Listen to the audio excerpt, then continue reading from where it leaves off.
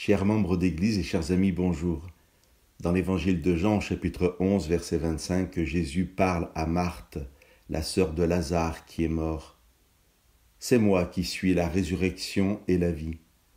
Celui qui met sa foi en moi, même s'il meurt, vivra. Et quiconque vit et met sa foi en moi ne mourra jamais.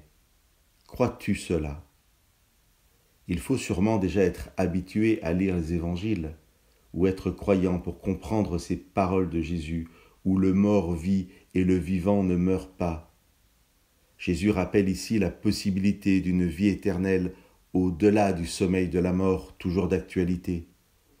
Jésus nous rappelle simplement que l'assurance du croyant est dans une résurrection promise au retour de Jésus.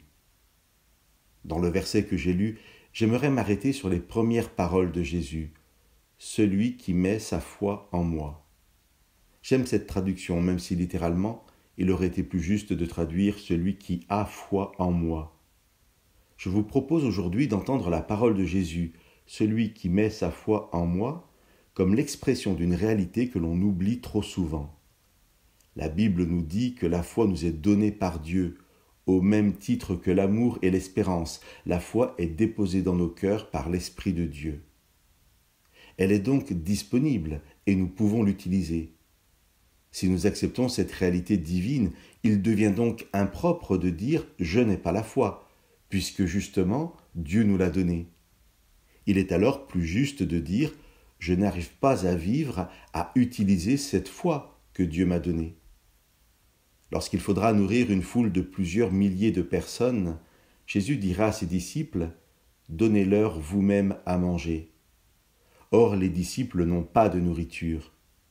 Jésus va donc faire un miracle, multiplier pains et poissons, et les disciples pourront exécuter l'ordre de Jésus et distribuer la nourriture. Ce sont bien les disciples qui ont donné à manger, mais c'est bien Jésus qui a permis cela avec un miracle. De la même manière, quand Jésus dit « vous pouvez croire », il a déjà fait le miracle de nous donner la foi, pour que nous puissions accomplir cet acte de croire. Chers amis, faisons le choix d'utiliser cette foi que Dieu nous a donnée, même si nous ne la ressentons pas. Dieu nous l'a donnée. Faisons le choix de l'utiliser pour vivre en sachant que le Christ est notre résurrection et notre vie. Que Dieu vous bénisse.